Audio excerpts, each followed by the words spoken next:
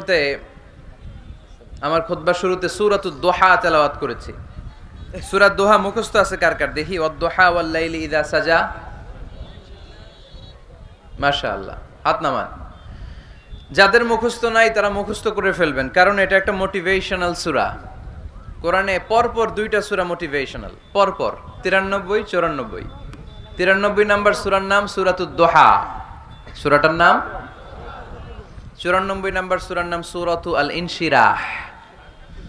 তাহলে আজকে আমরা সূরাতুদ দুহা থেকে শুনব। সূরাটার নাম হচ্ছে সূরাতু আদ-দুহা। সবাই বলেন তো সূরার নাম কি?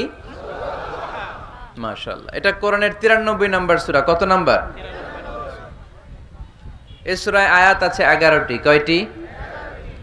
এই সূরাটি মাক্কি সূরা। কি সূরা? এবার প্রশ্ন করে উত্তর দেন। সূরাটার নাম মাক্কি সূরা। সূরাটার নাম মাক্কি সূরা।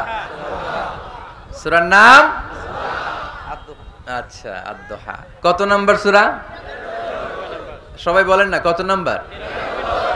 মাশাআল্লাহ। আয়াত কয়টা? সূরাটা মাদানী সূরা। কি সূরা? মাশাআল্লাহ, এই তো শিখতেছেন আপনারা। মানে মক্কায় অবতীর্ণ হয়েছে। এটা মোটিভেশনাল সূরা। রাসূল সাল্লাল্লাহু আলাইহি ওয়াসাল্লামের তখন মন খুব খারাপ। আমাদের মাঝে মাঝে মন খারাপ হয় না? আপনাদের মন খারাপ হয় কেন? হ্যাঁ, মাহফিল বন্ধ করে দেয়, এজন্য মন খারাপ হয়। কয়টা বন্ধ করবে? কয়টা বন্ধ করে রাখবে? এক জায়গায় বন্ধ হইতেছে, আরেক জায়গায় তো কথা বলার সুযোগ হচ্ছে। পাবলিকলি কথা বলার সুযোগ না দিলেও মোবাইল নিয়ে লাইভে কথা বললে শোনা যাবে না? আসলে বন্ধ করার সুযোগ নাই। বন্ধ করতে পারে একজন, চিৎকার করে বলতে হবে তিনি কে? যারা বন্ধ করতে চায় ওদেরকে আল্লাহ কবে বন্ধ করে দেয় ওইটারই কোনো হিসাব নাই। তুই বেটা মাহফিল বন্ধ করস, মদের আড্ডাখানা বন্ধ না করে, জুয়া খেলা বন্ধ না করে এরা মাহফিল বন্ধ করে। সমাজে যে অসঙ্গতি এগুলো বন্ধ করা দরকার। জুয়া খেলা, টেন্ডারবাজি, চাঁদাবাজি এগুলো বন্ধ করা দরকার। কোরআনের মাহফিল যারা বন্ধ করে এরা বুঝে না, কপাল পোড়া, এদের হেদায়েত নাই কপালে। চিল্লায় কোন ঠিক কিনা? আমরা এদের হেদায়েতের জন্য দোয়া করি। তো এক ভাইয়ের মন খারাপ হয়, মাহফিল বন্ধ হয়, এজন্য আপনাদের কি জন্য মন খারাপ? হ্যাঁ, গার্লফ্রেন্ড রাগ করছে এজন্য? তাহলে একই সমস্যা। আচ্ছা, তো নানা কারণে আমাদের মন খারাপ হয়। আল্লাহ রাসূল সাল্লাল্লাহু আলাইহি ওয়াসাল্লামের মন খারাপ। আমাদের মন খারাপ হলে আমাদের বন্ধুরা আমাদের মন ভালো করে। আল্লাহ রাসূল সাল্লাল্লাহু আলাইহি ওয়াসাল্লামের বন্ধু কে? আল্লাহ রাসূল সাল্লাল্লাহু আলাইহি ওয়াসাল্লামের যখন মন খারাপ হতো স্বয়ং আল্লাহ তাআলা আল্লাহ রাসূলের মন ভালো করে দিত। সুবহানাল্লাহ। আসতে পড়েন সুবহানাল্লাহ, পড়লে লাভ আছে না? একবার সুবহানাল্লাহ পড়লে আকাশের জমিনের মাঝখানের যত গ্যাপ, ফাঁকা জায়গা, এই পুরো ফাঁকা জায়গাটাতে সওয়াব দিয়ে পরিপূর্ণ করে আল্লাহ আপনার আমলনামায় ঢুকিয়ে দেয়। এই যে এখন আওয়াজ করে কয় সুবহানাল্লাহ, সওয়াবের কথা শুনছে। খুব চালাক টাঙ্গাইলের লোকজন। সওয়াব আছে যেখানে আমরা আছি। সূরাতুদ দুহা মোটিভেশনাল সূরা। আল্লাহ রাসূল সাল্লাল্লাহু আলাইহি ওয়াসাল্লামের বড্ড মন খারাপ। রাসূল সাল্লাল্লাহু আলাইহি ওয়াসাল্লামের মন খারাপ, আল্লাহ সহ্য হচ্ছে না। তাই রাসূল সাল্লাল্লাহু আলাইহি ওয়াসাল্লামের মন ভালো করে দেওয়ার জন্য আল্লাহ একটা সূরা নাজিল করলেন। সূরাটার নাম সূরাতু আদ-দুহা। এই সূরার কেন্দ্রীয় আলোচ্য বিষয় হচ্ছে মুমিন কখনো হতাশ হয় না, মুমিন কখনো নিরাশ হয় না, মুমিন কখনো হাল ছেড়ে দেয় না। মুমিন সব সময় ভরসা রাখে একজনের উপর, তিনি কে? আল্লাহ। আমরা কখনো হতাশ হই না, ঠিক কিনা? আমরা কখনো নিরাশ হই না, ঠিক কিনা? আমরা কখনো হাল ছেড়ে দেই না।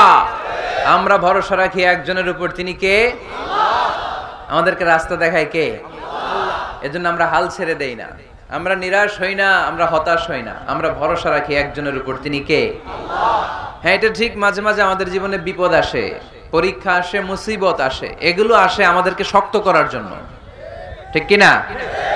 আমাদের কোমরকে সোজা করার জন্য, আমাদের পায়ের নিচের মাটিকে শক্ত করার জন্য।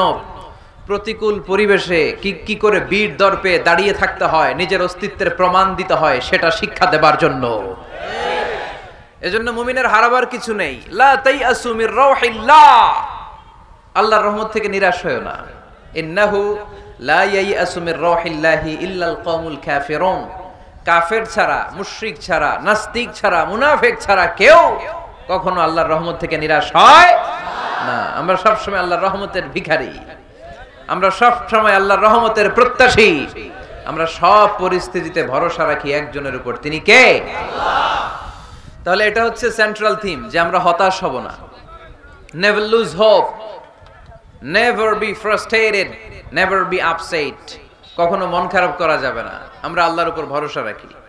এটা হচ্ছে কেন্দ্রীয় আলোচ্য বিষয়। এই সূরাটা নাজিলের একটা ব্যাকগ্রাউন্ড আছে। যেহেতু এটা মাক্কি সূরা, যাই নাজিল হয় রাসূল সাল্লাল্লাহু আলাইহি ওয়াসাল্লাম কি গোপন করে রাখতেন? বা যা নাজিল হয়েছে তার অর্ধেক শোনাইতেন, বাকিটা শোনাইতেন না? এরকম ইয়া আইয়ুহার রাসূল বাল্লিগ মা উনজিলা ইলাইক, হে নবী, হে রাসূল, যাই নাজিল হয় আপনি ছড়িয়ে দেন। রাসূল সাল্লাল্লাহু আলাইহি ওয়াসাল্লাম ছড়ায় দিতেন। যেটাই নাজিল হয় কাল বিলম্ব না করে বিশ্বনবী এই আয়াতের দাওয়াত দিতে শুরু করতেন। নাজিল হলো ইকরা বিসমি রাব্বিকাল্লাযী খালাক, খালাকাল ইনসানা মিন আলাক, ইকরা ওয়া রাব্বুকাল আকরামুল্লাযী আল্লামা বিল কলম, আল্লামাল ইনসানা মা লাম ইয়ালাম। পড়েন সুবহানাল্লাহ। নাজিল হলো, পড়ো তোমার রবের নামে যিনি শিখিয়েছেন। আমাদেরকে শিখিয়েছে কে? আল্লাহ। আমাদের সৃষ্টি করেছে কে? আল্লাহ। Read in the name of your lord who has created, পড়ো তোমার প্রভুর নামে যিনি শিখিয়েছেন। নাজিল হলো 5 আয়াত, আল্লাহ রাসূল সাল্লাল্লাহু আলাইহি ওয়াসাল্লাম পৌঁছে দিলেন। নাজিল হলো ইয়া আইয়ুহাল মুজাম্মিল কুমিল লাইলা ইল্লা কালিলা, বিশ্বনবী পৌঁছে দিলেন। নাজিল হলো ইয়া আইয়ুহাল মুদ্দাসসির কুম ফাআনজির, পৌঁছে দিলেন। যাই আসে পৌঁছে দিতেন, যাই আসে পৌঁছে দিতেন। কিন্তু হঠাৎ করে ওহী আসার ধারাবাহিকতা হুট করে বন্ধ হয়ে গেল, ওহী আর আসে না। ফলে রাসূল সাল্লাল্লাহু আলাইহি ওয়াসাল্লাম নতুন কোন কোরআনের আয়াত মক্কাবাসীদেরকে শোনাতে পারে? মক্কাবাসীরাও এসে রাসূল সাল্লাল্লাহু আলাইহি ওয়াসাল্লামকে খোঁচায়, বলে কি মুহাম্মদ, কিছু বলো না, যে নতুন কিছু শোনাও না, যে এতদিন তো অনেক পটপট করছো, অনেক কথা শোনাইছো, কই তোমার সেই কথা?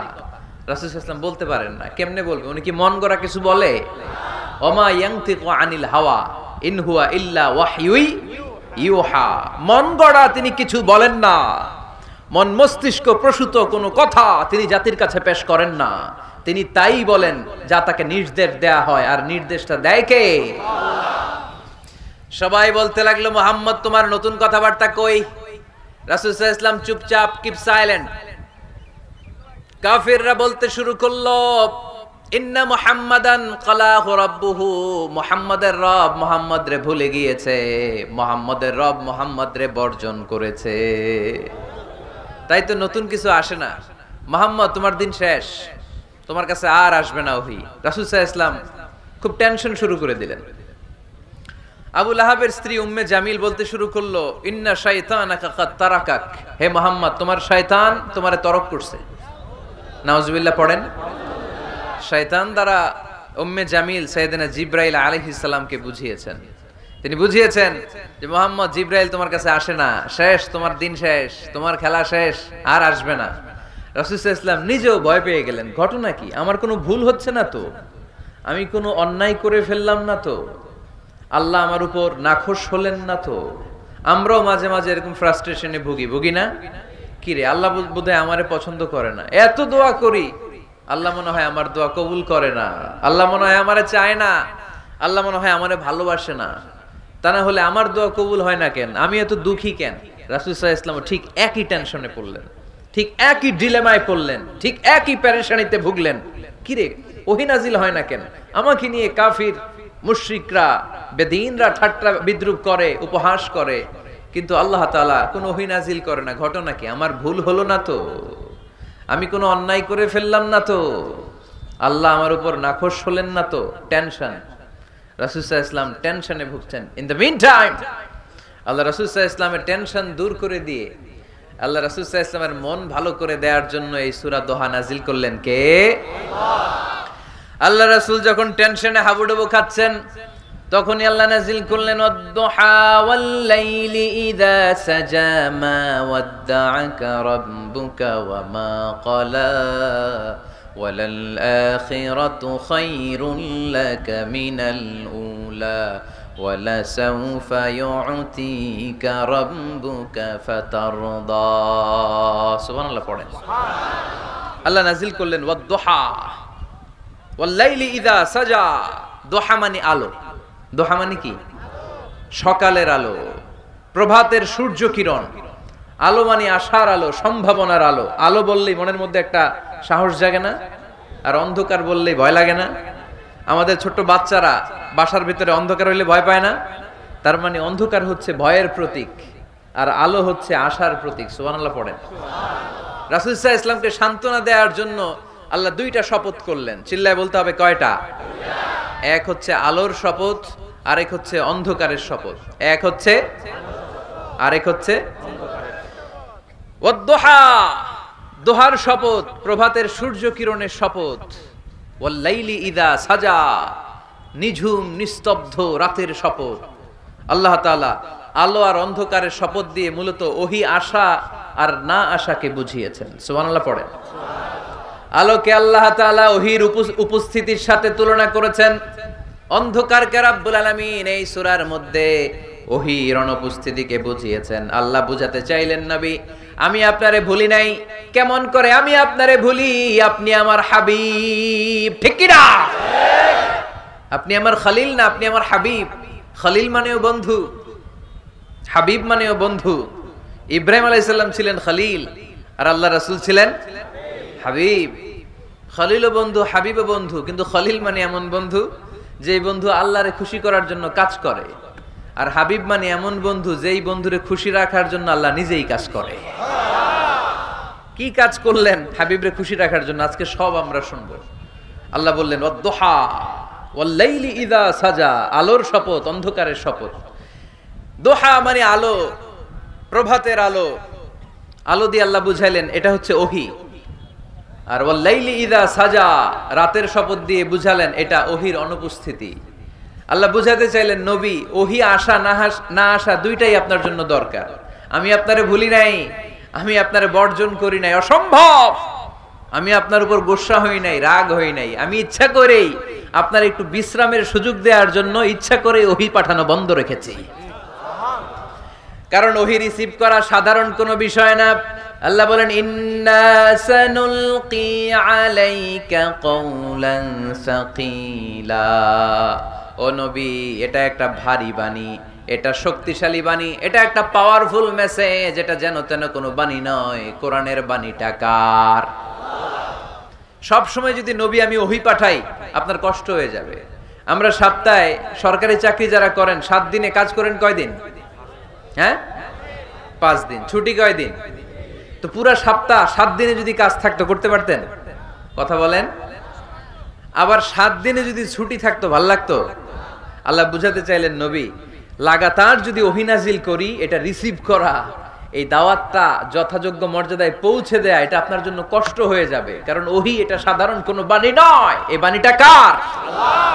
আল্লাহ রাসূল যখন ঘোড়ার উপরে কিংবা ওটের উপরে থাকা অবস্থায় কোরআনের আয়াত নাজিল হতো ওনার উপর, কোরআনের ভারে, কোরআনের পাওয়ারে ওটের পা গুলো, ঘোড়ার পা গুলো মরুভূমির বালির মধ্যে দেবে যেত। এত পাওয়ারফুল বাণী। লাউ আনজালনা হাযাল কুরআনা আলা জাবাল লা রাআইতাহু খাশিআম মুতাসাদ্দিআম মিন খাশিয়াতিল্লাহ। হে নবী, কোরআনকে আপনার কাছে না পাঠিয়ে পাহাড়ে নাজিল করলে, মাউন্ট এভারেস্টে নাজিল করলে, তুর পাহাড়ে নাজিল করলে, আল্পস পর্বতমালায় নাজিল করলে, আলাস্কা মাউন্টেন রেঞ্জ এটার উপর নাজিল করলে, এই ময়মনসিংহের গারো পাহাড়ের উপর নাজিল করলে, মুহূর্তে এই পাহাড়গুলো ভেঙে চুড়ে চুরমার হয়ে খান খান হয়ে যেত। তার মানে এই বাণীটা কি হালকা না শক্ত? ওটের উপর থাকা অবস্থায় যখন কোরআন নাজিল হতো ওটের পা দেবে যেত। ঘোড়ার উপর থাকা অবস্থায় কোরআন নাজিল হলে ঘোড়া বসে যেত। শীতের রাতে কোরআন নাজিল হলে আম্মাজান আয়েশা বলেন আমরা কম্বল গায়ে দিয়ে কাঁপতাম। ওয়া ইন্না জাবিনাহু লা ইয়াতাফাসসাদু আরাকান, রাসূল সাল্লাল্লাহু আলাইহি ওয়াসাল্লামের দাড়ি আর থুতনি বেয়ে ঝরঝর করে ঘাম ঝরতো। এক সাহাবীর মাথার মধ্যে পা রেখে বিশ্বনবী শুয়ে আছেন। ঘন্টাখানিক শুয়ে থাকলেন, সাহাবী বলে আমার ব্যথা লাগে না। বিশ্বনবী শুয়ে আছেন, হঠাৎ করে বিশ্বনবী ঘুম থেকে জাগলেন, কিন্তু এই সাহাবীর রানের উপর থেকে মাথা তোলেন নাই। ইন দা মিন টাইম কোরআনের আয়াত নাজিল হওয়া শুরু হলো। সাহাবী বলেন 1 ঘন্টা শুয়ে আছে আমি টের পাই না, কিন্তু যখন কোরআনের আয়াত নাজিল হলো মনে হলো উহুদ পাহাড়টা আমার পায়ের উপরে চেপে বসেছে। ঘন্টাখানিক শুয়ে আছে বিশ্বনবী সাইয়েদনা যায়েদ রাদিয়াল্লাহু তাআলা আনহুর রানের মধ্যে মাথা রেখে, উনি টেরই পাচ্ছেন না। কিন্তু ইন দ্য মিন টাইম হঠাৎ করে সাইয়েদনা জিবরাইল কোরআনের আয়াত নিয়ে আসলেন। বিষ্ণু ইসা ইসলাম কোরআনের আয়াত রিসিভ করতে শুরু করলেন। যখনই কোরআনের আয়াত নাজিল হলো, সাহাবী বলেন বিশ্বনবীর মাথার ওজনটা এত বেড়ে গেল, আমার মনে হচ্ছে মুহূর্তের মধ্যে আমার পায়ের রান ফেটে খান খান হয়ে যাবে। তার মানে এই কোরআনের মধ্যে পাওয়ার আছে না নাই? এটা কি হালকা বাণী না ভারী বাণী? প্রতিদিন যদি এই ভারী ভারী কথা বিশ্বনবীর কাছে রিসিভ হয়, বিশ্বনবী এই ওহির ভার স্নায়ুতে সহ্য করতে পারবে? আল্লাহ বলেন নবী আপনার কষ্ট হচ্ছে, এটা দেখে আমি ইচ্ছা করে ইন্টেনশনালি ইচ্ছা করে আপনার বিশ্রাম আর রেস্টের ব্যবস্থা রাখার জন্য কয়েকদিন ইচ্ছা করে ওহী নাজিল বন্ধ রেখেছি। কাফিররা বলে আমি আপনারে ভুলে গেছি। নো, নেভার, অসম্ভব। আপনি আমার হাবিব, আপনারে ভুলে যাওয়া আমার পক্ষে অসম্ভব। আমি আপনার উপর রাগ করি নাই, আমি ইচ্ছা করে ওহী নাজিল না করে আপনার কিছুদিনের জন্য ছুটি আর বিশ্রামের ব্যবস্থা করে দিয়েছে। চিল্লায় পড়েন সুবহানাল্লাহ। এজন্য আল্লাহ শপথ করে বললেন ওয়াদ-দুহা ওয়াল-লাইলি ইযা সাজা মা ওয়াদ্দাআকা রাব্বুকা ওয়া মা ক্বালা। আলোর শপথ, অন্ধকারের শপথ। তারপরে বিশ্বনবীরে রব্বুল আলামিন 3টা কনফার্মেশন শোনালেন। কয়টা? প্রথমে 2টা ওথ, মানে 2টা শপথ, তারপরে 3টা কনফার্মেশন, তারপরে 3টা রিমাইন্ডার, এন্ড ফাইনালি 3টা ওয়ার্ক প্ল্যান, মানে কর্মসূচি। বাংলায় বললে প্রথমে আল্লাহ 2টা শপথ করেছেন, তারপরে 2টা কনফার্মেশন করেছেন, মানে আমি আপনাকে কনফার্ম করলাম যে এগুলো আমি আপনাকে দেব। তারপরে 3টা রিমাইন্ডার দিয়েছেন, নবী আগে আপনারে কি দিছি শুনেন। আর সর্বশেষ আল্লাহ তাআলা বিশ্বনবীকে 3টা ওয়ার্ক প্ল্যান দিয়েছেন, মানে কর্মসূচি। চিল্লায় পড়তে হবে সুবহানাল্লাহ। কনফার্মেশন নাম্বার 1, মা ওয়াদ্দাআকা রাব্বুকা ওয়া মা ক্বালা। ও নবী চিন্তা করবেন না, আমি আপনারে ভুলি নাই, আমি আপনারে বর্জন করি নাই। কাফেররা যে বলে আমি আপনারে ছেড়ে দিয়েছি, ভুলে গিয়েছি, নো, আমি আপনারে ভুলি নাই, আপনারে ভোলা আমার পক্ষে সম্ভব না। সুবহানাল্লাহ পড়েন। 2 নাম্বার কনফার্মেশন আল্লাহ বললেন ওয়ালাল আখিরাতু খায়রুল লাকা মিনাল উলা। পড়েন ওয়ালাল আখিরাতু খায়রুল লাকা মিনাল উলা। ও নবী এই দুনিয়ার জীবনের চাইতে আখিরাতের জীবন আপনার জন্য শ্রেষ্ঠ। কিন্তু আমরা দুনিয়ার পিছনে পড়ে থাকি। আল্লাহ বললেন ওয়ালাল আখিরাতু, অবশ্যই আখিরাত, খায়রুল লাকা আপনার জন্য উত্তম, মিনাল উলা এই দুনিয়ার চেয়ে, and verily indeed the hereafter is far better for you than this dunya। অবশ্যই অবশ্যই এই দুনিয়ার ক্ষণস্থায়ী জীবন আপনার জন্য উত্তম নয়, আখিরাত এই দুনিয়ার চেয়ে 1000 গুণ বেশি উত্তম। চিল্লায় কোন সুবহানাল্লাহ। আবার আরেক আয়াতে আল্লাহ বললেন বাল তুসিরুনাল হায়াতাদ দুনিয়া ওয়াল আখিরাতু খায়রুন ওয়া আবাকা। তোমরা এই দুনিয়ার জীবনকে প্রাধান্য দিয়ে থাকো, কিন্তু দুনিয়াটা শ্রেষ্ঠ নয়। আল্লাহর কাছে আখিরাত হলো শ্রেষ্ঠ, আখিরাত হলো স্থায়ী। সুবহানাল্লাহ পড়েন। তাহলে প্রথমে কনফার্ম করলেন নবী নো টেনশন, নো টেনশন, আমি আপনার সাথে আছি। আল্লাহ যদি সাথে থাকে আর কিছু লাগে? 2 নাম্বার কনফার্মেশন। আচ্ছা আমরা মাঝে মাঝে মেসেজ পাঠালে মেসেজ পৌঁছলো কিনা কনফার্মেশন আছে না? কনফার্মেশন মেসেজ পাঠায় না? একটা টপ আপ করলাম বা ইন্টারনেটের প্যাকেজ নিলাম, এটা অ্যাক্টিভ হলো কিনা একটা কনফার্মেশন মেসেজ আসে না? প্রথম কনফার্মেশন নবী আমি আপনার সাথে আছি। দ্বিতীয় কনফার্মেশন নবী এই দুনিয়ায় সাময়িক কিছু কষ্ট করেন, কিন্তু আখিরাতে আপনার জন্য কল্যাণ রেখে দিয়েছে কে? 3 নাম্বার কনফার্মেশন আল্লাহ বললেন ওয়ালা সাউফা ইউতিকা রাব্বুকা ফাতারদা। ও নবী আমি আপনার সাথে আছি, আখিরাতকে আপনার জন্য সাজিয়ে প্রস্তুত করে রেখেছি। আর এই দুনিয়ার বুকে এমন এমন জিনিস আমি আপনারে দান করব, এগুলো পেয়ে দুনিয়ায় আপনি খুশি হয়ে যাবেন। এমন এমন জিনিস আমি আপনাকে দেব, and verily I'm going to give you something that will make you happy।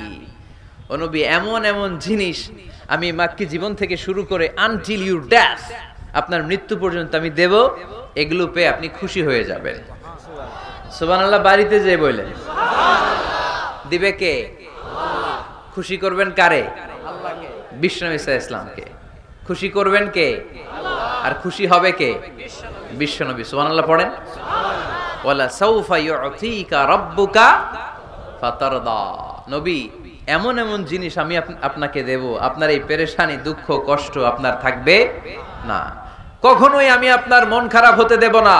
যখনই আপনি চিন্তিত, যখনই আপনি টেনশনে আছেন, যখনই আপনি পেরেশানিতে আছেন, এমন নাজ নেয়ামত আর খোশামদেদ আপনারে শোনাবো, সুখের সংবাদ শোনাবো, ওই সংবাদ শুনে আপনি নবী খুশি হয়ে যাবেন। তার মানে নবীর মন ভালো করার দায়িত্ব নিছে কে?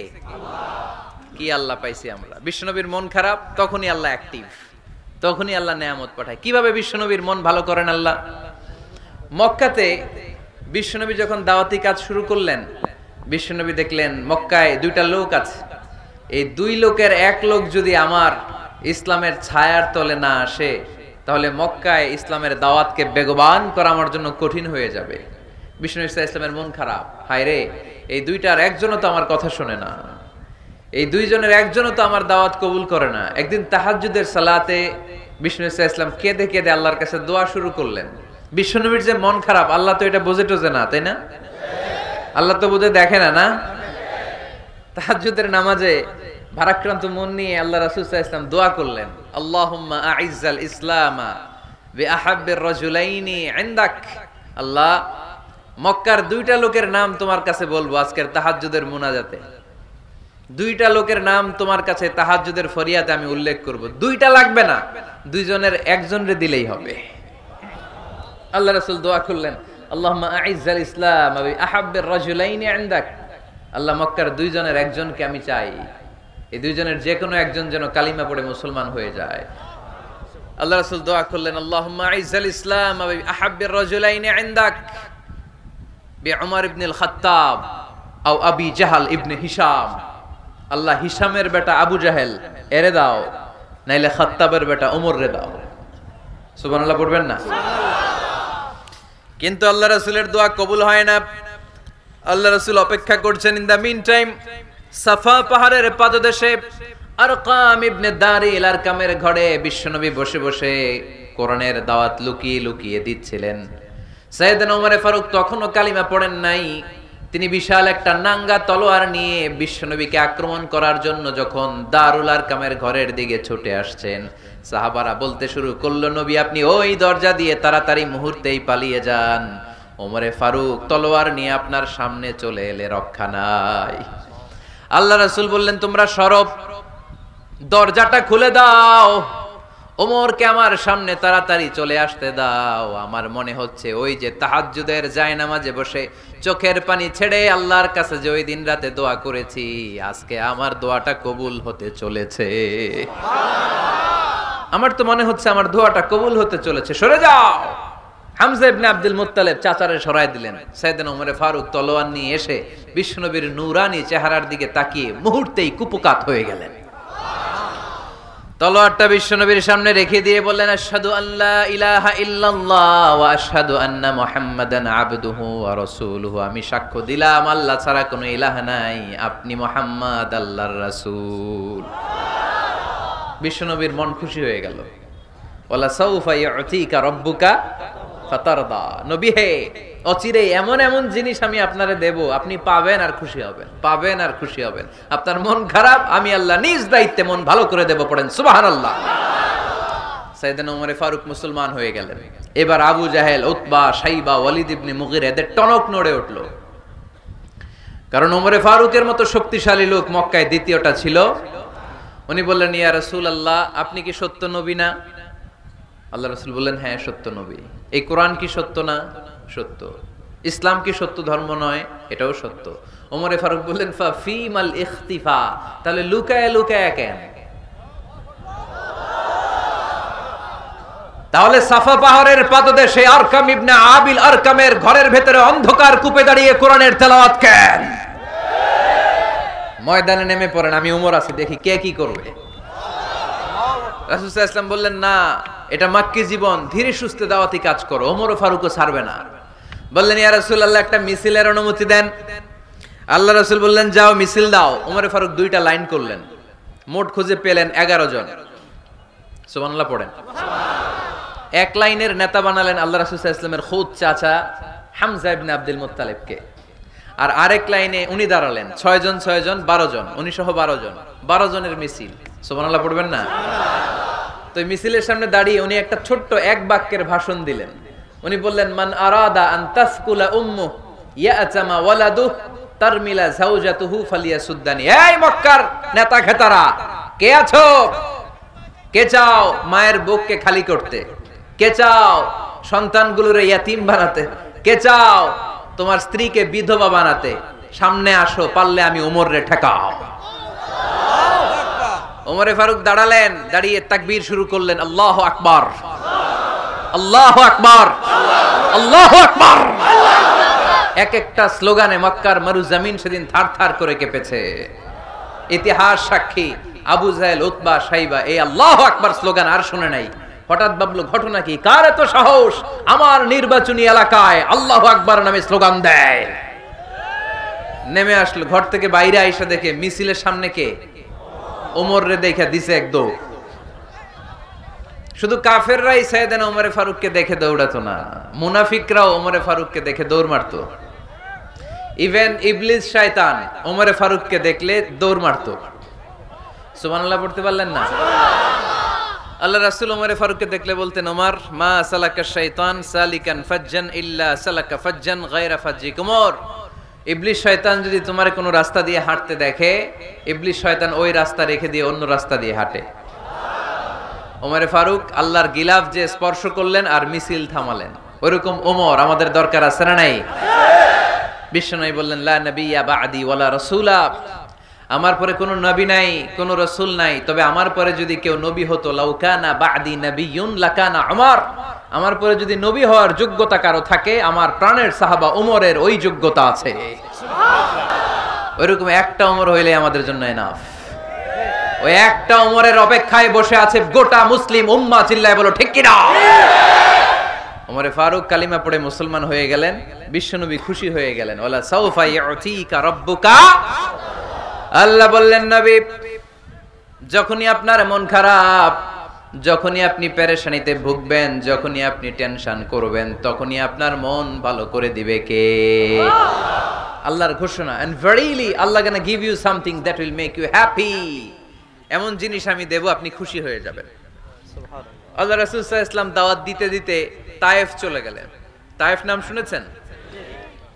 মক্কা থেকে 80 মাইল দূরে। আমি গিয়েছি কয়েকবার। ঠান্ডা এলাকা, 6000 ফিট উঁচু, মেঘ নেমে আসে। তায়েফে গেলে কেউ বিশ্বাসই করবে না এটা সৌদি আরবের অংশ। বৃষ্টি হয়, কি হয়? চাষাবাদ হয়, অনেক ফলমূল আর শাকসবজি পাওয়া যায়। আল্লাহ রাসূল সাল্লাল্লাহু আলাইহি ওয়াসাল্লাম 80 মাইলের মরুর পথ পাড়ি দিলেন। আমাদের মতো প্রাইভেট কারে চড়ে গেছিলেন, তাই না? আহা, এই লম্বা মরুর পথ, তপ্ত মরুভূমি, সূর্যের প্রচন্ড তাপ উপেক্ষা করে তায়েফে গেছিলেন জমির মামলার মীমাংসা করতে। কি করতে? তায়েফবাসীদেরকে দাওয়াত দেওয়ার জন্য। আল্লাহ রাসূলের নিজের কোনো স্বার্থ ছিল? কথা কয় না। তায়েফবাসীদেরকে জাহান্নামের আগুন থেকে বাঁচানোর জন্য, তায়েফবাসীরা যাতে মাইন না খায়। আহা, কি নবী ছিল, কি দিলদরিয়া নবী ছিলেন। রাহমাতাল লিল আলামিন, I have sent you as a mercy for the entire universe। নবী হে, আমি আপনাকে গোটা বিশ্বের জন্য রহমত করে প্রেরণ করেছি। কোন সুবহানাল্লাহ। সুবহানাল্লাহ।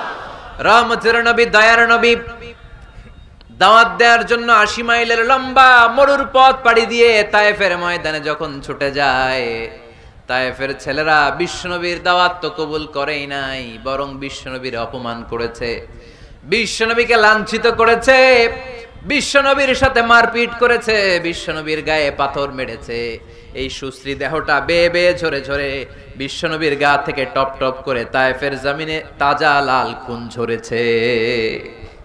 গিয়েছে তায়েফবাসীদের বাঁচানোর জন্য, নিজের কোনো স্বার্থ নাই। তায়েফবাসীরা যেন জাহান্নামের আগুনে না জ্বলে, কিন্তু তায়েফবাসীরা বিশ্বনবীর আঘাত করেছে। 3-3টা জায়গায় আমি দেখে এসেছি জায়গাগুলা। 3-3টা জায়গায় বিশ্বনবীকে আহত করা হয়েছে। বিশাল পথ পাড়ি দিয়ে দাওয়াত দিলেন, বিনিময়ে পেলেন পাথরের আঘাত, রক্তাক্ত হলেন বিশ্বনবী। আদ্দাস নামে খ্রিস্টান ছেলে বিশ্বনবীর হাতে কালিমা পড়ে মুসলমান হয়ে গেল। আল্লাহু আকবার। বিশ্বনবী খেজুর বাগানে ঢুকলেন, গা দিয়ে ঝরো ঝরো ঝরো ঝরো করে রক্ত বয়ে যায়। সাইয়েদনা যায়েদ রাদিয়াল্লাহু তাআলা আনহু পানি নিয়ে আসলেন। বিশ্বনবী ওযু করলেন, ফজরের নামাজে দাঁড়িয়ে লম্বা কেরাত পড়লেন। কেরাত শেষে বিশ্বনবী বসে আছেন, মন খারাপ। কার মন খারাপ? 80 মাইলের পথ পাড়ি দিয়ে আসলাম, মিশন তো সাকসেসফুল হয় নাই, কেউ তো কালিমা পড়ে নাই, আরো আমার পিছু লেগেছে, আহত করেছে আমাকে। বিষ্ণুবীর মন খারাপ। এত কষ্ট করে, এত ভালো মন নিয়ে, এত সুন্দর করে দাওয়াত দিলাম, কেউ দাওয়াত শুনলো না। বিষ্ণুবীর মন খারাপ। আর এই দৃশ্য আরশের উপর থেকে দেখে কে? আল্লাহ বললেন, নবী আপনার মন খারাপ, আপনার যখনই মন খারাপ তখনই আমার সাহায্য আছে না নাই? ওয়ালা সাউফা ইউতিকা রাব্বুকা ফাতারদা।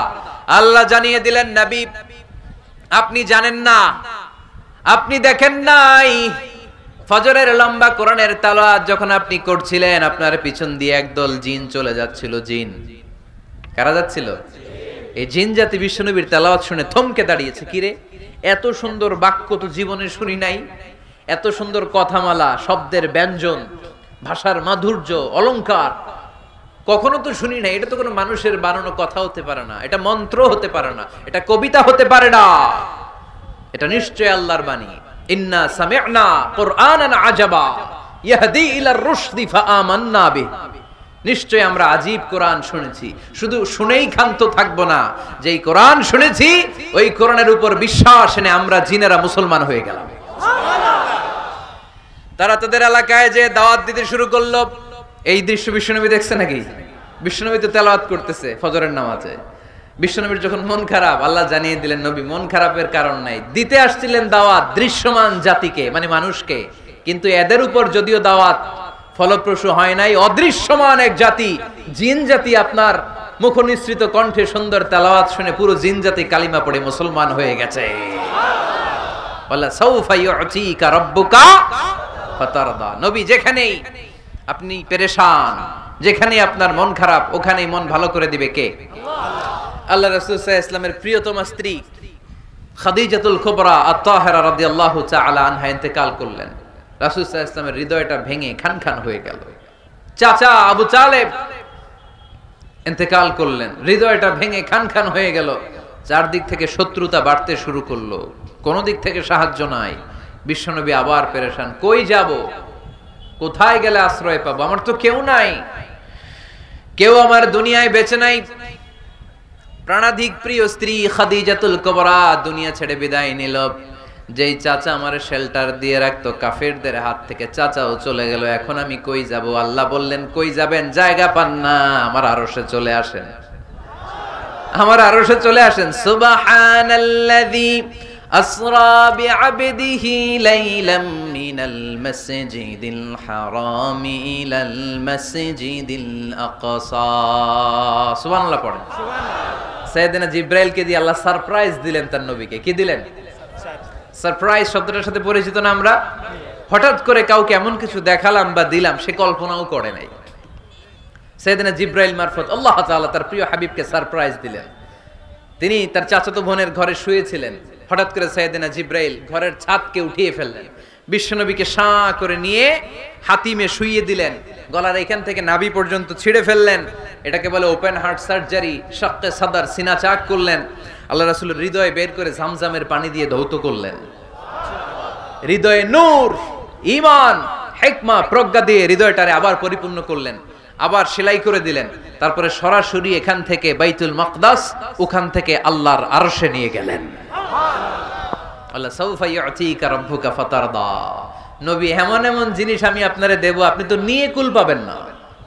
যখনই আপনার মন খারাপ, তখনই আমার দেয়া নেয়ামত আপনার জন্য আছে না নেই? মেরাজে চলে গেলেন, রবের সাথে সাক্ষাৎ করে দুনিয়ায় আসলেন। আসার পরে মক্কার লোকেরা আবার বিশ্বনবীকে হত্যার ষড়যন্ত্র শুরু করে দিল। বিশ্বনবী ডানে যাওয়ার জায়গা পায় না, বায়ে যাওয়ার জায়গা পায় না, সামনেও যেতে পারে না, পেছনেও যেতে পারে না। আল্লাহ বললেন, নবী এই এলাকায় আর থাকার দরকার নাই, আপনি মদিনায় চলে যান। তওবা, তয়বা মদিনাতুন নবী, পবিত্র শহর, যে শহরের মাটিতে বরকত, যে শহরের বালুতে বরকত। চিল্লায় পড়েন সুবহানাল্লাহ। বিশ্বনবী আল্লাহ তাআলার আদেশে এই কষ্টকর পরিস্থিতি থেকে উত্তরণের জন্য মক্কা থেকে মদিনায় গেলেন। মদিনায় যাওয়ার সাথে সাথে লোকজন মক্কায় অত্যাচার, মক্কা থেকে গেলেন, সবাই ফুল নিয়ে দাঁড়ায় আছে আর পড়তে আরম্ভ করছে তালা আল বদরু আলাইনা। আবাল বৃদ্ধ বনিতা, মদিনার ছোট বড় মাঝারি নারী পুরুষ কেউ বাদ যায় নাই, সবাই বিষ্ণু ইসা ইসলামকে ওয়েলকামিং রিসেপশন দেওয়ার জন্য চলে এসেছে। এই দৃশ্য দেখে বিশ্বনবীর মন খারাপ ছিল, আবার মন ভালো হয়ে গেল। এজন্য আল্লাহ বললেন ওয়াদ-দুহা ওয়াল-লাইলি ইযা সাজা মা ওয়াদ্দা'আকা রাব্বুকা ওয়া মা ক্বালা ওয়ালাল আখিরাতু খায়রুল লাকা মিনাল উলা ওয়ালা সাওফা ইউ'তিকা রাব্বুকা ফাতারদা। সুবহানাল্লাহ পড়েন আওয়াজ করে। ওয়ালা সাওফা ইউ'তিকা রাব্বুকা ফাতারদা। এ নবী, এমন এমন জিনিস দিব আপনি খুশি হয়ে যাবেন, খুশি হয়ে যাবেন। মদিনাতে যে আল্লাহ রাসূল সাল্লাল্লাহু আলাইহি ওয়াসাল্লাম মসজিদে নববী প্রতিষ্ঠা করলেন, আল্লাহ তাআলা কিবলা চেঞ্জ করে দিলেন। আগে পড়তো মক্কার দিকে নামাজ, এখন পড়ে ফিলিস্তিনের দিকে নামাজ। 16 থেকে 17 মাস রাসূল সাল্লাল্লাহু আলাইহি ওয়াসাল্লাম ফিলিস্তিনের দিকে, মানে ইহুদিরা যে দিকে নামাজ পড়ে ওই দিকে হয়ে নামাজ পড়লেন। কারণ আদেশটা কার? আল্লাহ। জোরে বলেন সবাই, আদেশটা কার? আল্লাহ। কিন্তু নবীর মন মানে না। নবীর মনে বড্ড আশা, আমার জন্মস্থান, আমার প্রিয় শহর মক্কার কাবা ঘরের দিকে যদি আমি সেজদা দিতে পারতাম আমার বড্ড ভালো লাগতো। কারণ কাবা আমার জন্মস্থান, মক্কা আমার জন্মস্থান, আমার বংশের গোড়া, আমার আদি পিতা ইসমাইল ইব্রাহিম এই কাবা ঘর নির্মাণ করেছে। তাই প্রত্যেকটা নামাজের পরে বিশ্বনবী আকাশের দিকে তাকায়, মনে মনে ভাবে কাবা যদি চেঞ্জ হয়ে যেত, কিবলা যদি আল্লাহ পরিবর্তন করে দিত কতই না ভালো হতো। নামাজ শেষে বিশ্বনবী দুঃখ নিয়ে উপরে তাকায়, আল্লাহ তো আর দেখে টেকে না, তাই না? দেখে দেখে। আল্লাহ বলে কাদ নারা তাকাল্লুবা ওয়াজহিকা ফিস সামাই। ও নবী, আপনি যে আকাশের দিকে তাকিয়ে মন খারাপ করে মনে মনে বিড়বিড় বিড়বিড় করে কি কি বলেন সব আমি জানি, সব আমি দেখি। ফাওয়াল্লি ওয়াজহাকা শাতরাল মসজিদিল হারাম। আর দেরি নয়, আর কাল বিলম্ব নয়, যেখানে ফিরে আপনার সেজদা দিতে মনে চায় আজ থেকে ওই কাবার দিকে আপনার কিবলা আমি মুহূর্তেই পরিবর্তন করে দিলাম গো নবী। নবীর যেটা মন চাইতেছে আল্লাহ ওইটাই দিতেছে। সুবহানাল্লাহ পড়েন। এজন্যই বলেছি খালিল মানে এমন বন্ধু যেই বন্ধু আল্লাহরে খুশি করার জন্য কাজ করে, আর হাবিব মানে এমন বন্ধু যেই বন্ধুরে খুশি করার জন্য আল্লাহ নিজেই কাজ করে। কোন সুবহানাল্লাহ। ফাওয়াল্লি ওয়াজহাকা শাতরাল মসজিদিল হারাম। মসজিদে হারামের দিকে মুখ ঘুরান নবী, মুখ ঘুরান। আপনার দুঃখ আমার সহ্য হয় না, যেদিকে আপনার নামাজ পড়তে মনে চায় ওই কাবার দিকেই পড়েন। চিল্লায় কোন সুবহানাল্লাহ। এভাবে যত জায়গায় নবী চিন্তিত, নবীর চিন্তা দূর করে দিছে কে? আল্লাহ রাসূল এই কোরআন থেকে জানতে পারলেন আগের নবীরা হায়াত পেয়েছে 1000 বছর, 2000 বছর। আগের নবীর উম্মতেরা হায়াত পেয়েছে 800 বছর, 1200 বছর। আমাদের নবী পৃথিবীতে বেঁচে ছিলেন কয় বছর? সবাই বলেন। এবং সুনানে তিরমিজির হাদিস, আল্লাহ রাসূল সাল্লাল্লাহু আলাইহি ওয়াসাল্লাম বলেছেন আমারু উম্মতি মা বাইনা as-60 ইলা 70। আমার উম্মতের গড় বয়স হবে 60 থেকে 70। ওয়া আকাল্লুহুম মা ইয়াজুজু যালিক, এর চেয়ে বেশি হায়াত পাবে হাতে গোনা অল্প কয়েকজন। বেশিরভাগই 60-70 এর মধ্যে মরে শেষ, ঠিক কি না? এখন আমাদের সমাজের কি অবস্থা? এটাই তো। আপনাদের টাঙ্গাইলের কি অবস্থা? কত কত বাঁচে? 100 বয়স হয়েছে এরকম কে কে আছেন দেখি? টাঙ্গাইল ওই যে একজন হাত তুলছে, যুবক হাত তুলছে, মানে বুঝাইতে চাইছে হুজুর দোয়া করেন 100 বছর বাঁচতে চাই। আচ্ছা 80 বছর কার আছে দেখি? 80 পাওয়া যাবে বোধহয় দুই একটা। ওই যে মাশাআল্লাহ মাশাআল্লাহ মাশাআল্লাহ, এই চাচারা আছে, আল্লাহ কবুল করুক, আল্লাহ আরো হায়াত বাড়ায় দেখ। 50 আছেন কে কে দেখি? 50? অনেক অনেক, হাত নামান হাত নামান। অনেক হায়াত পেয়েছেন আপনারা, আল্লাহ আরো হায়াত দেখ, আরো হায়াত দাস করুক পড়ি আমিন। আমার উম্মতি মা বাইনা 60 ইলা 70, আমার উম্মতের গড় বয়স হবে 60 থেকে। এই কথা শোনার পরেই বিশ্বনবী আবার কাঁদতে শুরু করলেন। কারণ বিশ্বনবীর টেনশন হচ্ছে আগের উম্মতেরা হায়াত পাইছে বেশি, ইবাদত করছেও। আমার উম্মত হায়াত পাইছে কম, ইবাদতের সুযোগও। হায়রে আমার উম্মতের কি হবে, আমার উম্মতের কি হবে? এই নবী তো এমন নবী, সব নবীকে আল্লাহ একটা দোয়া করার সুযোগ দিয়েছিলেন, যে দোয়াটা করা মাত্রই কবুল। এটাকে আরবিতে বলে দাওয়া মুস্তাজাবা। লিকুল্লি নবিয়িন দাওয়া মুস্তাজাবা। সব নবীকে আল্লাহ একটা করে দোয়া করার সুযোগ দিয়েছে, আর এই দোয়াটা করা মাত্রই কবুল। আর সব নবীরা দুনিয়াতেই ওই দোয়া করে ফেলেছে। আল্লাহ রাসূল সাল্লাল্লাহু আলাইহি ওয়াসাল্লাম বলেছেন, ওয়া ইন্নী আখতাবিউ দাওয়াতি শাফাআতান লি উম্মতি ইয়াউমাল কিয়ামা। ওই দোয়াটা আমি দুনিয়ায় করি নাই, ওই দোয়াটা আমি তোমাদের জন্য কিয়ামতের ময়দানে যাতে তোমাদেরকে সুপারিশ করে জান্নাতে ঢুকাতে পারি, ওই জন্য রেখে দিয়েছি। আহা, কত কষ্টে বিষ্ণু ঈসা ইসলাম ছিলেন, খাবার ছিল না, পেটে পাথর বেঁধেছেন। যদি বলতেন আল্লাহ ওই দোয়াটা করলাম, আপনি খাবার দেন, জান্নাতের খাবার পাঠায় দিত কে? আল্লাহ। উহুদের ময়দানে দাঁত ভেঙেছেন, রক্ত ঝরেছে, যদি দোয়াটা করতেন মুহূর্তে বিজয় দিত কে? আল্লাহ। কোন পরিস্থিতিতে ওই দোয়াটা বিশ্বনবী করছেন? রেখে দিয়েছে। দেখেন, অন্য নবীর সাথে আমার নবীর অ্যাটিটিউডে পার্থক্য। অন্য নবীরাও চাইলে রাখতে পারতো এদের উম্মতের জন্য, না, বিপদের দিনে ওটা কাজে লাগায় ফেলছে। প্রত্যেক নবী একটা করে দোয়া করার সুযোগ পেয়েছিল, যে দোয়াটা করা মাত্রই কবুল। সব নবীরা দুনিয়াতেই শেষ, একমাত্র শুধুমাত্র কেবলমাত্র আমার আর আপনার নবী ছাড়া রেখে দিয়েছেন তিনি, রেখে দিয়েছেন ওই দোয়া আমাদের জন্য, আমার জন্য, আপনার জন্য, আমাদেরকে বাঁচানোর জন্য ওই দোয়া রেখে দিয়েছে। চিল্লায় বলেন ঠিক কি না? রেখে দিয়েছেন। কাঁদতে লাগলেন, আল্লাহ আগের উম্মতেরা হায়াত পেয়েছে 1000 বছর, ইবাদত করেছে বেশি, আমার উম্মতেরা 60 আর 70 এর মাঝখানে মরলে এদের নসিবে কি হবে? আমার উম্মতের তো ইবাদতের সংখ্যা কম। আবার কান্না শুরু করলেন, মন খারাপ। আল্লাহ দেখে নবীর যে মন খারাপ, আল্লাহ দেখে।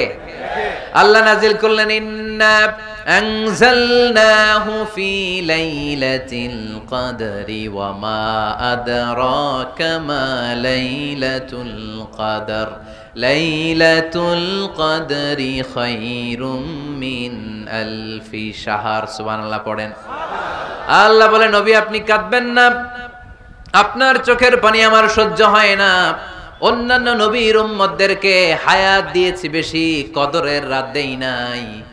আপনার উম্মতকে যদিও হায়াত লম্বা দেই নাই, কিন্তু আপনার উম্মতকে আমি লাইলাতুল কদরের রাত দিয়েছি গো নবী। লাইলাতুল কদরি খায়রুম মিন আলফি শাহর, 1000 মাসের চেয়ে সেরা। এই এক কদরের রাতে যদিও 60 থেকে 70 বছরের মধ্যে মারা যাবে, কিন্তু এই এক কদরের রাতে ইবাদত করলে 1000 বছর ইবাদত করলে যে সওয়াব, তার চেয়েও বেশি সওয়াব আপনার উম্মতের আমলনামায় ঢুকায় দিবে কে? আল্লাহ। খায়রুম মিন আলফি শাহর, 1000 বছর। 1000 বছরে হয় 83 বছর 4 মাস। আলফি শাহর 1000 মাস, 1000 মাসে হয় 83 বছর 4 মাস। এজন্য কদরের রাতে ইবাদত করতে রাজি আছেন তো? বিশ্বনবীর যেখানেই মন খারাপ, মন ভালো করে দেয় কে? আল্লাহ। সর্বশেষ কিয়ামতের ময়দানে মাকামে মাহমুদে বিশ্বনবী সিজদায় পড়ে কাঁদবেন। আল্লাহ বলবেন, জিব্রাইল যাও, দুনিয়ায় কান্না সহ্য করতে পারি নাই, আজ কিয়ামতের ময়দানেও আমি আমার নবীরে কাঁদতে দেব না। ইযহাবিয়া জিব্রাইল কুল্লাহু মা ইউবকিক, যে আমার নবীরে বলো, নবী আপনি কাঁদেন কেন? সাইয়েদনা জিব্রাইল যে বললেন, নবী আল্লাহ জিজ্ঞেস করেছেন আপনার কান্নার কারণ কি। বিশ্বনবী তখনও সিজদা থেকে মাথা তোলেন না, সিজদায় পড়ে উত্তর দেয়, উম্মতি উম্মতি উম্মতি উম্মতি রব্বি হাবলি উম্মতি। আল্লাহ আমার গুনাহগার উম্মতের কি হবে? আল্লাহ আমার উম্মতের কি হবে? আল্লাহ আমার উম্মতের কি হবে? আল্লাহ বললেন, জিব্রাইল তাড়াতাড়ি যাও, আমার নবীর কান্না আমার সহ্য হয় না। আমার নবীর কানে কানে যে বলো, ইন্না সানুরদিকা ফি উম্মাতিক, দুনিয়াতে যেমনি আপনি পেরেশান অবস্থায়, মন খারাপ অবস্থায় আমি আপনার মন ভালো করে দিয়েছি, আজকে আপনার উম্মতের ব্যাপারেও এমন একটা ঘোষণা আসবে, ওই ঘোষণা পেয়ে আপনি আজও খুশি হয়ে যাবেন গো নবী, আজও খুশি হয়ে যাবেন। ইরফা রাসাক, নবী আপনি মাথা তোলেন, মাথা তোলেন, আর সিজদায় পড়ে থাকবেন না। ইরফা রাসাক, মাথা তোলেন। সাল তুতা, কি চাইবেন চান, দিয়ে দেব। ওয়াশফা তুশাফা, যার জন্য রেকমেন্ডেশন করবেন, যার জন্য সিগনেচার করে দিবেন, যার জন্য সুপারিশ করে দিবেন, তার সুপারিশই কবুল করে নেব। চিল্লায় কোন সুবহানাল্লাহ। এরপর বিশ্বনবী সুপারিশ করতে শুরু করবেন, আর আমাদেরকে জান্নাতে ঢোকাতে শুরু করবেন। তারপরেও নবী ক্ষান্ত হবেন না। এরপর একটা পতাকা হাতে নেবেন, ওই পতাকার মধ্যে লেখা আলিফ লাম হা মিম দাল, মানে আলহামদু, লিওয়াউল হামদ, প্রশংসার পতাকা। ওইটা নিয়ে জান্নাতের দরজার সামনে দাঁড়াবেন, তখনও পেরেশান। সবাইকে নিয়ে, উম্মতের সব জান্নাতীদেরকে নিয়ে বিশ্বনবী দরজার সামনে দাঁড়িয়ে নক করবেন। ভিতর থেকে জিজ্ঞেস করা হবে, মান আন্ত, কে আপনি? আল্লাহ রাসূল বলবেন, আনা মুহাম্মদ। তখন রক্ষী ফেরেশতা বলবে, ঠিক আছে, আল্লাহ বলেছে আপনার আগে কারো জন্য যেন এই দরজা না খুলি। মুহূর্তের মধ্যে জান্নাতের দরজা খুলে দেয়া হবে। বিশ্বনবী প্রশংসার পতাকা নিয়ে সব উম্মতকে নিয়ে জান্নাতে ঢুকে যাবে। ওয়ালা সাউফা ইউতিকা রাব্বুকা ফাতারদা। নবী গো, আপনি নিরাশ হবেন না, ভয় পাবেন না, হাল ছেড়ে দিবেন না, আমার উপর ভরসা রাখেন। আপনার বিপদ আছে যেখানে, আমি আল্লাহ। বিশ্বনবী যেখানে বিপদে পড়েছেন, বিপদ থেকে উত্তরণ করেছে কে? এরপরে বিশ্বনবীর আল্লাহ স্মরণ করায় দিচ্ছেন, নবী আলাম ইয়াজিদকা ইয়াতীমান ফাআওয়া ওয়া ওয়াজাদাকা দাল্লান ফাহাদা। সুবহানাল্লাহ পড়া। তার মানে শপথ, রাতের শপথ, দিনের শপথ শেষ, কনফার্মেশন শেষ, এবার রিমাইন্ডার, স্মরণ করায় দিচ্ছে, নবী গো, আলাম ইয়াজিদকা ইয়াতীমান ফাআওয়া, আমি কি আপনার ইয়াতীম পাই নাই? আল্লাহ রাসূল সাল্লাল্লাহু আলাইহি ওয়াসাল্লাম যে ইয়াতীম ছিল জানেন?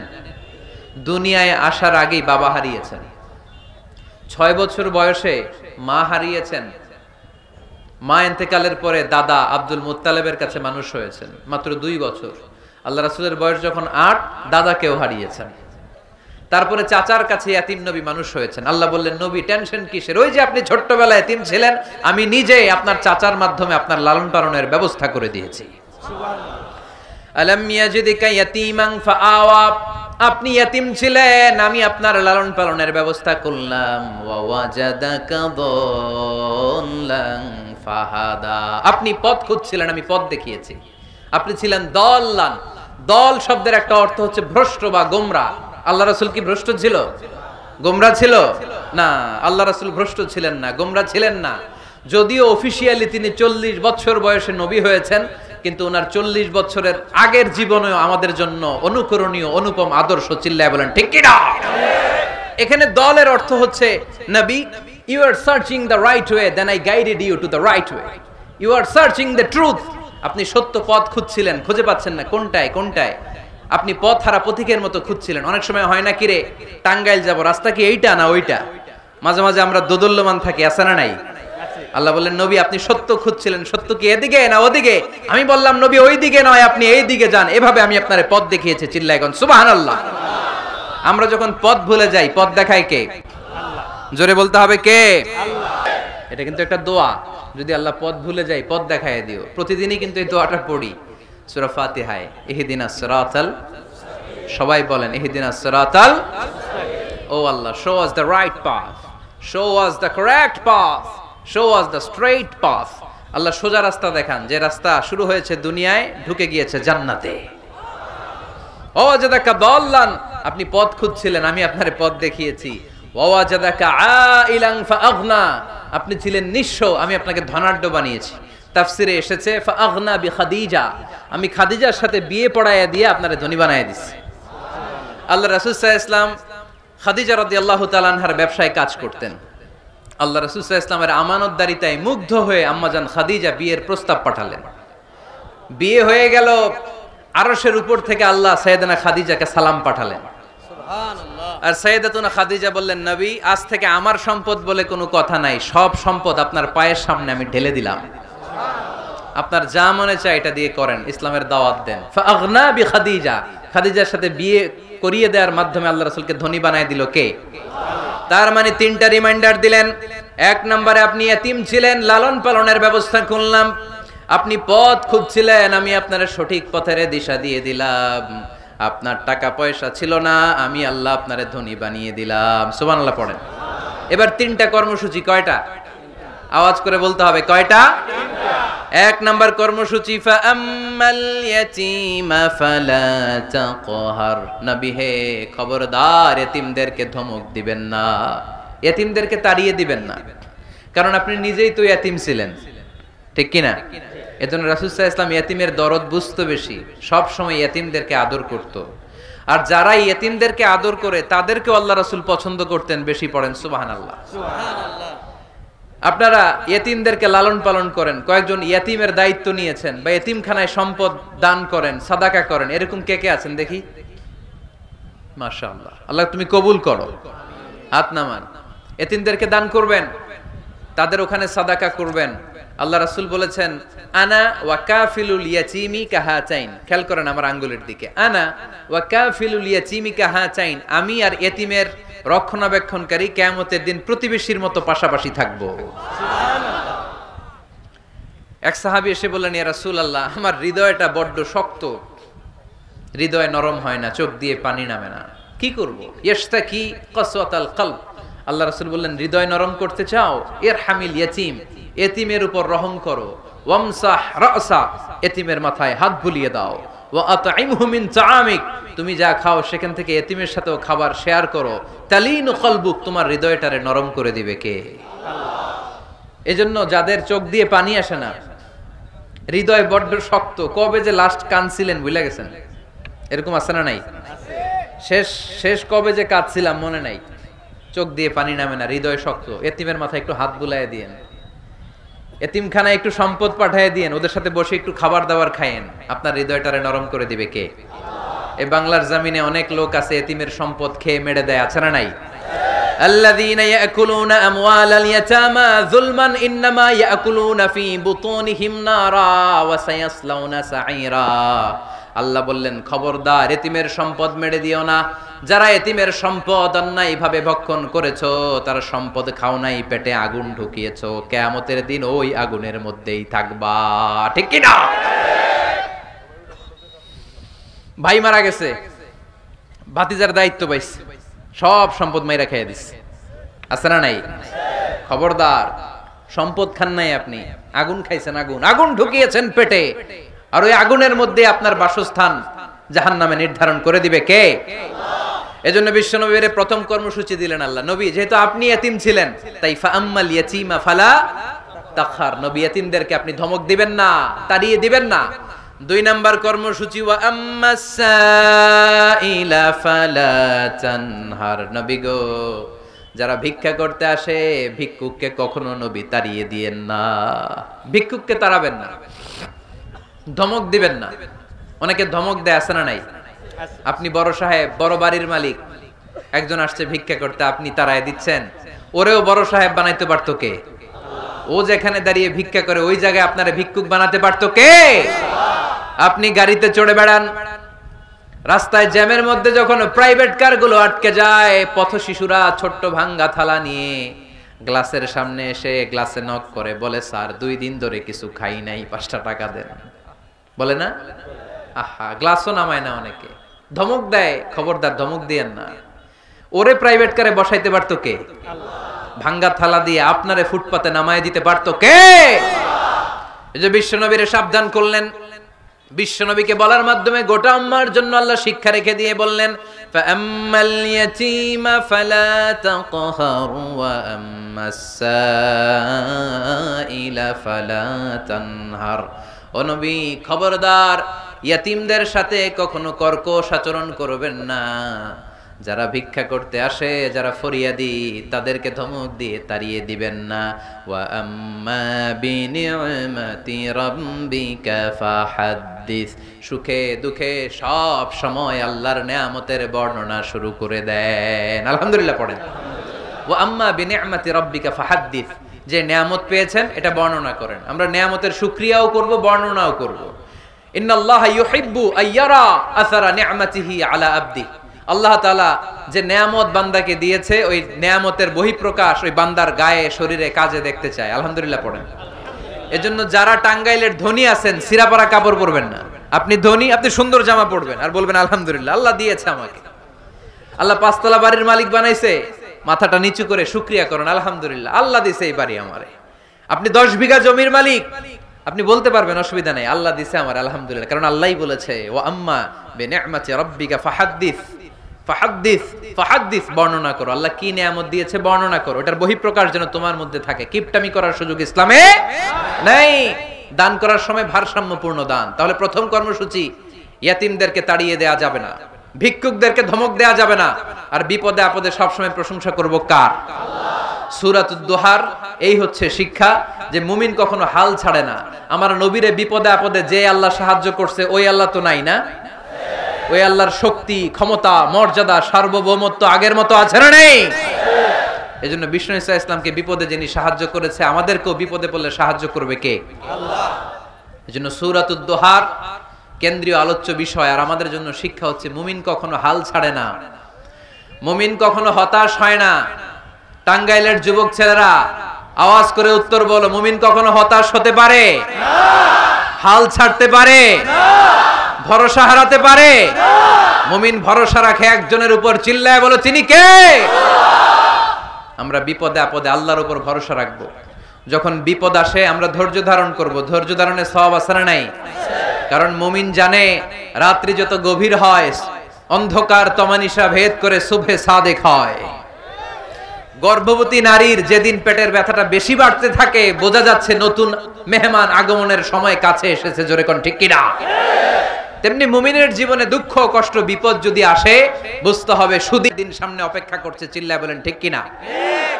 তাই হাল ছাড়া যাবে না, নিরাশ হওয়া যাবে না, ভরসা রাখবো সবাই কার উপরে? জোরে বলতে হবে কার উপর? মনে থাকবে সবার?